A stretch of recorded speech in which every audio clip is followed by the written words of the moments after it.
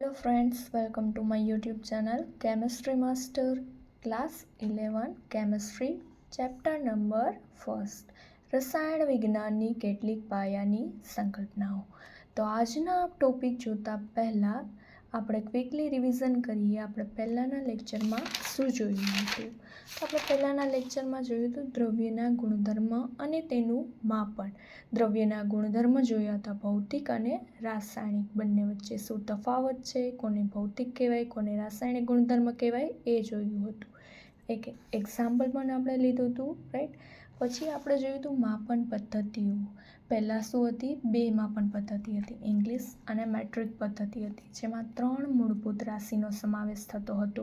ત્યારબાદ એસઆઈ પદ્ધતિ, system international પદ્ધતિ આવી, કે જેમાં 7 મૂળભૂત રાશિઓનો સમાવેશ થતો હતો. એના પણ એકમો પણ જોયા હતા, મૂળભૂત એકમો, રાઈટ.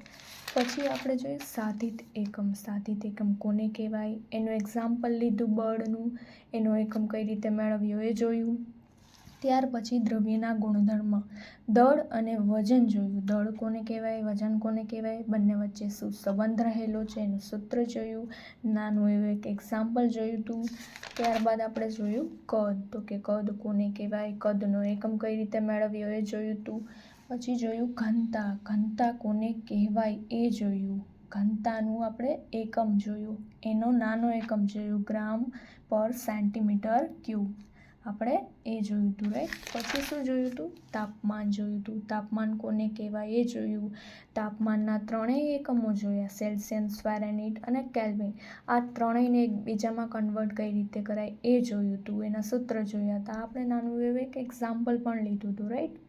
હવે આજે આપણે શું જોશું? તો કે માપનમાં અનિશ્ચિતતા.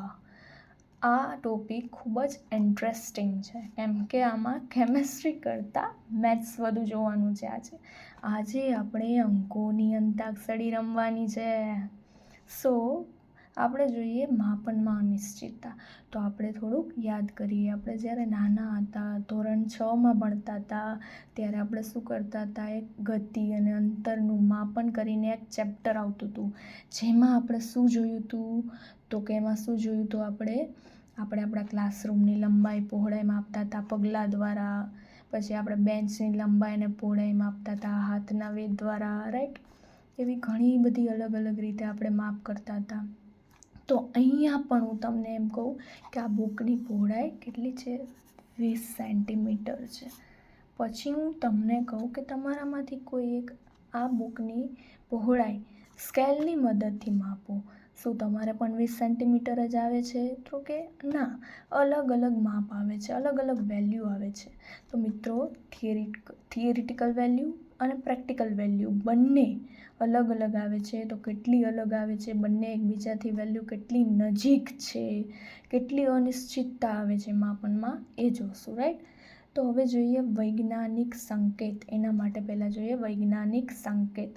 તો હું એક એક્ઝામ્પલ આપું કે ખૂબ જ કોઈ એક મોટી રકમ છે, કોઈ એક મોટી એવી સંખ્યા છે. ફોર એક્ઝામ્પલ 2 ગ્રામ હાઇડ્રોજનમાં અણુની સંખ્યા જોઈએ તો એ ખૂબ જ મોટી સંખ્યા છે. પછી કોઈ ખૂબ જ નાની સંખ્યા, ફોર એક્ઝામ્પલ હાઇડ્રોજન પરમાણુનું વજન જોઈએ તો એ કેવી છે? ખૂબ જ નાની સંખ્યા છે. તો આટલી મોટી કે આટલી નાની સંખ્યા દર્શાવવી ખૂબ જ અઘરું પડે છે. હવે આ બધી સંખ્યાઓના સરવાળા, ગુણાકાર, ભાગાકાર, બાદબાકી એ બધું તો એનાથી પણ અઘરું પડી જાય, રાઈટ. તો એના માટે શું કરવાનું છે? વૈજ્ઞાનિક સંકેતનો ઉપયોગ કરવાનો છે. એટલે કે n.10⁻n. n એટલે કોઈ પણ સંખ્યા. ફોર એક્ઝામ્પલ જોઈએ આપણે એટલે ખબર પડે. For example 203.508. આ સંખ્યાને વૈજ્ઞાનિક સંકેતની સ્વરૂપે દર્શાવો. એવી રીતે કે તો કઈ રીતે કરવાનું? તો કે 203.508 રકમ આપેલી છે અને આપણે કઈ રીતે દર્શાવશું? તો કે આ પોઈન્ટ છે એને આપણે ક્યાં સુધી લઈ ગયા? તો કે 1 અને 2 પોઈન્ટ આગળ ખસેડ્યો છે. કઈ બાજુ? ડાબી બાજુ. તો એને કઈ રીતે લખ્યું? 2.03508 × 10⁻². તો કઈ રીતે? તો કે n એટલે સંખ્યા, આ સંખ્યા × 10⁻n એટલે 10ની કેટલી ઘાત આવી? 2 ઘાત. ક્યાંથી આવી? તો કે ડાબી બાજુ આપણે 2 પોઈન્ટ ખસ્યા છે આમાં, એટલે અહીંયા શું આવ્યું? 10ની 2 ઘાત આવી. હવે બીજું એક્ઝામ્પલ લઈએ, 0.00016. તો આને કઈ રીતે દર્શાવાય તો એ જોઈએ. ચલો પહેલાં તો સંખ્યા લખવાની, તો કે 1 2 3 4 1.6 સંખ્યા ઇન્ટુ 10n. તો આપણે અહીંયા કેટલા પોઈન્ટ ખસ્યા? તો કે 1 2 3 and 4. કઈ બાજુ? જમણી બાજુ 10⁻⁻4. એટલે આમાં યાદ શું રાખવાનું છે? તો કે ડાબી બાજુ જઈએ તો પ્લસ થાય અને જમણી બાજુ જઈએ તો માઇનસ થાય. હવે આ ગોખવાનું નથી. મોટી રકમ હતી 203.508 હતું, એનું કન્વર્સનમાં કર્યું 2.0. તો નાની રકમમાં કર્યું એટલે ઘાત કેવી આવી? પ્લસ આવી. 0.00016 હતું નાની રકમ, એમાંથી 1.6 મોટીમાં કન્વર્ટ કર્યું તો ઘાત કેવી આવી? માઇનસ. ઇન શોર્ટ યાદ રાખવા માટે આપણે શું કરવાનું છે? ડાબી અને જમણી, ડાબી હોય તો પ્લસ, જમણી હોય તો માઇનસ. આ યાદ રાખશો એટલે કોઈ પણ સંખ્યા આપેલી હોય ઇઝી રહેશે, રાઈટ? હવે આપણે પછી જોઈએ ગુણાકાર, ભાગાકાર, સરવાળો અને બાદબાકી. તો પહેલાં જોઈએ ગુણાકાર, રાઈટ? તો ગુણાકાર જોઈએ. આ જે સંખ્યા આપણે મેળવી, બરાબર, આગળ આપણે આ સંખ્યા મેળવી વૈજ્ઞાનિક સંકેત દ્વારા. આ બધી સંખ્યાઓના ગુણાકાર, ભાગાકાર, સરવાળા, બાદબાકી કઈ રીતે થાય એ જોઈએ. તો કે ગુણાકાર જોઈએ સૌપ્રથમ. તો કોઈ એક રકમ આપેલી છે 5.6 × 10⁵ ઇન્ટુ 6.9 × 10⁸ 6.9 × 10⁸. હવે એમ કીધું છે આ રકમ આપેલી છે, બંને સંખ્યાઓનો ગુણાકાર કરો. કઈ રીતે કરીએ એ જોઈએ. તો ગુણાકારનો એક નિયમ છે, આધાર સરખો, બધાને ખબર જ હશે, તો આવેલું જ છે પહેલાં, ઘાતનો સરવાળો. આધાર સરખો હોય તો ઘાતનો શું થશે? સરવાળો થશે. અહીંયા જોઈએ આધાર શું છે? અહીંયા 10. આધાર સરખો છે તો આ બંને ઘાત આપેલી છે એનો શું થશે? સરવાળો થશે.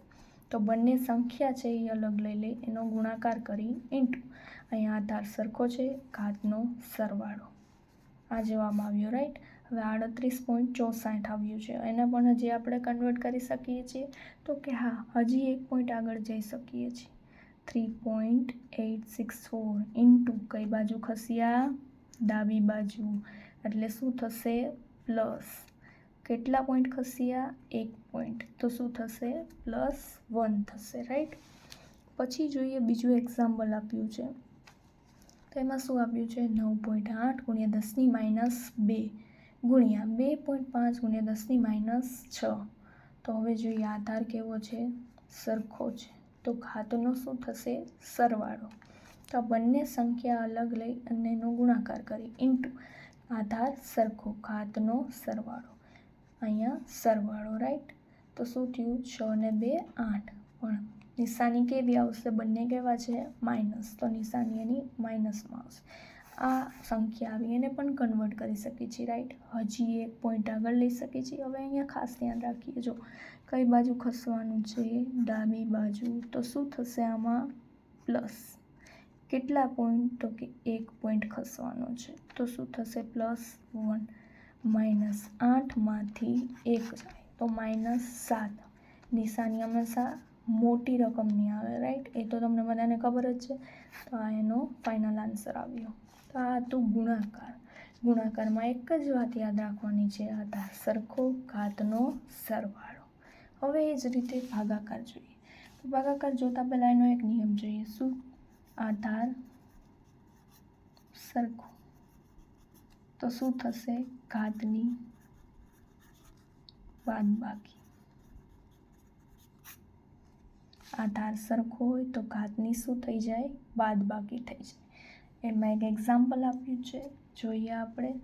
તો આમાં શું છે? આધાર સરખો છે, તો કે હા 10 આધાર સરખો છે, તો ઘાતની બાદબાકી કરવાની. આ બંને સંખ્યા છે એનો ભાગાકાર કરવાનો છે. અને હવે જોઈએ અહીંયા તો કે આધાર સરખો તો ઘાતની બાદબાકી, અહીંયા શું આવશે માઇનસ, ગુણાકારમાં અહીંયા શું આવતું હતું પ્લસ આવતું હતું, રાઈટ. ગુણાકાર અને ભાગાકારમાં એટલો જ ફેર છે, ગુણાકારમાં સરવાળો થાય ઘાતનો, ભાગાકારમાં ઘાતની બાદબાકી થાય. તો આ એનો આન્સર આવ્યો. અહીંયા શું થશે -3 અને અહીંયા શું થઈ જાય માઇનસ માઇનસ પ્લસ થઈ જાય એટલે +4 આવ્યું, રાઈટ. તેનો જવાબ શું આવ્યો 10 એટલે કે ગુણ્યા 10 આને તો શું થાય એને ગુણ્યા 10 એટલે 1 પોઈન્ટ અહીંયા ખસી જાય એટલે 4.909 આ એનો ફાઇનલ આન્સર આવ્યો, રાઈટ. હવે જોઈએ સરવાળા. સરવાળામાં શું નિયમ લાગુ પડશે તો કે ઘાત સરખી હોવી જોઈએ, ઘાત સરખી હોવી જોઈએ, કેમ કે આપણે એને શું કરવાનું છે કોમન કાઢવાનું છે. તો સરવાળા જોઈએ આપણે તો કે રકમ આપી છે 6.65 ગુણ્યા 10⁴ પ્લસ 8.95 ગુણ્યા 10⁴. આ રકમ આપી છે તો એમાં શું પહેલાં જોવાનું છે ઘાત સરખી છે કે નહીં. જો ઘાત સરખી ન હોય તો સંખ્યામાં ચેન્જીસ કરીને ઘાતને સરખી કરવાની બેયમાં. તો આમાં તો ઘાત સરખી જ છે, અહીંયા 10⁴ છે તો અહીંયા 10⁴ જ, તો આમાં કોઈ ચેન્જ થશે નહીં. તો હવે જોઈએ બંને સંખ્યાને લઈ એનો સરવાળો કરી ગુણ્યા કોમન શું નીકળ્યું છે 10⁴ કોમન નીકળી છે. આ બેયનો સરવાળો જે આવે એ × 10⁴ કોમન કાઢી હતી એ. તો હવે જોઈએ તો કે આમાં હજી કન્વર્ટ કરી શકાય છે તો કે હા હજી એક સ્ટેપ કરી શકાય છે. આ ડાબી બાજુ 1 પોઈન્ટ ખસેડી શકાય છે, આપણે 1 પોઈન્ટ ખસેડી કઈ બાજુ ડાબી બાજુ ખસેડી એટલે પ્લસ કેટલા પોઈન્ટ ખસ્યા 1 + 1. તો આ આપણો આન્સર આવ્યો, રાઈટ. હવે એક્ઝામ્પલ જોઈએ ઘાત સરખી ન હોય તો શું કરવું. આમાં બેમાં 10⁴ 10⁴ ઘાત સમાન હતી. હવે ઘાત સમાન ન હોય તો શું કરવું. ફોર એક્ઝામ્પલ આ જ એક્ઝામ્પલ લઈએ પણ અહીંયા 10⁴ હતી એની જગ્યાએ અમે શું કરી નાખ્યું અહીંયા 10⁴ કરી નાખ્યું. હવે જોઈએ શું કરવાનું તો કે ઘાત સરખી છે 10⁴ 10⁴ તો કે ના ઘાત સરખી નથી. તો હવે સંખ્યામાં શું કરવાનું ચેન્જ કરવાનું અને ઘાત સરખી કરવાની. તો હવે આપણે આ સંખ્યામાં ફેરફાર કરીને આની ઘાત 10⁴ કરી. ચલો કઈ રીતે તો કે 8.95 ગુણ્યા 10⁻³ આપી છે. કેટલી કરવી છે 10⁴ 10⁴ કરવા 10⁻³ છે એમાં શું કરવું પડે +1 કરવું પડે. પ્લસ કરવું છે એટલે કઈ બાજુ આને ખસવાનું ડાબી બાજુ. કેટલા તો કે 1 કરવું છે એટલે 1 પોઈન્ટ. તો અહીંયા પોઈન્ટ છે એ પોઈન્ટ ક્યાં આવી જાય અહીંયા આવી જાય અને કાંઈ ન હોય તો અહીંયા આગળ શું આવી જાય 0. મતલબ આને આમ લખી શકાય 0.895 ગુણ્યા 10⁴ થઈ ગયું 4 ઘાત. તો એ અહીંયા લખી નાખીને નેક્સ્ટ સ્ટેપમાં થઈ ગયું 0.895 ગુણ્યા 10⁴. હવે જોઈએ ઘાત સમાન થઈ ગઈ તો કે હા 10⁴ 10⁴. તો હવે આ કોમન નીકળી શકે તો કે હા આ બંને સંખ્યાનો સરવાળો 10⁴ કોમન. આ આવી ગયો આપણો આન્સર. તો હવે જોઈએ બાદબાકી. તો કે બાદબાકીમાં પણ આ જ છે. બાદબાકીમાં પણ ઘાત સમાન હોવી જોઈએ. જો સમાન ન હોય તો સમાન કરવાની, રાઈટ. તો હવે જોઈએ આ એક્ઝામ્પલ 2.5 ગુણ્યા 10⁻² માઇનસ 4.8 ગુણ્યા 10⁻³ ઘાત જોઈએ સમાન છે તો કે અહીંયા 10⁻² છે અહીંયા 10⁻³ છે તો કે ના બંને સમાન નથી. તો હવે શું કરવું પડશે ઘાત પહેલાં સમાન કરવી પડશે. તો કોઈ પણ એક સંખ્યામાં ચેન્જ કરવો પડશે. આપણે આને લઈએ ચેન્જ કરીએ. ચલો 4.8 ગુણ્યા 10⁻³ છે એને શું કરવું છે 10⁻². તો 10⁻³ એમાં હું +1 કરું તો શું થાય 10⁻² થાય. હવે 10⁻³ એમાં -1 કરું તો શું થઈ જાય 10⁻4 થઈ જાય. આપણે શું કરવાનું છે -2 કોમન કાઢવાનું છે. તો આપણે આ કરવાનું તો કે એમાં +1 ઉમેરવાનું. શું કરવાનું છે પ્લસ. તો કઈ બાજુ ખસવાનું ડાબી બાજુ. કેટલા 1. તો 1 પોઈન્ટ આગળ લઈએ આપણે અહીંયા. તો શું થાય 0.48 ગુણ્યા 10⁻² લખી શકાય. કે આ નેક્સ્ટ સ્ટેપમાં લખી નાખો. હવે શું કરવાનું તો કે ઘાત 10⁻², કોમન નીકળી જશે અને આ બંને સંખ્યાની બાદબાકી. આ આવી ગયો આપણો આન્સર. તો આજે આપણે શું જોયું ગણિત. માપનમાં અનિશ્ચિતતા, વૈજ્ઞાનિક સંકેત, સંખ્યાઓ ખૂબ મોટી કે નાની હોય તો વૈજ્ઞાનિક સંકેતની રીતે કઈ રીતે લખી શકાય એ જોયું. ડાબી બાજુ હોય તો પ્લસ લેવાનું, જમણી બાજુ હોય તો માઇનસ લેવાનું એ જોયું. પછી શું જોયું તો કે ગુણાકાર જોયો, એનો આધાર સરખો છે તો ઘાતનો સરવાળો, ભાગાકાર હોય તો આધાર સરખો ઘાતની બાદબાકી, એનું એક્ઝામ્પલ જોયું. પછી સરવાળા જોયા તો કે સરવાળામાં શું થયું તો કે ઘાત સમાન હોવી જોઈએ, જો સમાન ના હોય તો એને સમાન કઈ રીતે કરવી એ જોયું. પછી બાદબાકી જોઈ, બાદબાકીમાં પણ એ જ રીત, ઘાત સમાન હોવી જોઈએ બંને બાજુ, રાઈટ. ઘાત સમાન ન હોય તો ઘાત પહેલાં સરખી કરી લેવાની, રાઈટ. તો આજે આપણે એ જોયું છે. તો આજનો આ વિડીયો જો ગમ્યો હોય, જો સમજાઈ ગયું હોય તો શું કરવાનું છે તમારે? બહુ જ સિમ્પલ, લાઈક કરવાનું છે, શેર કરવાનું છે, સબસ્ક્રાઈબ કરવાનું છે. Thank you, by.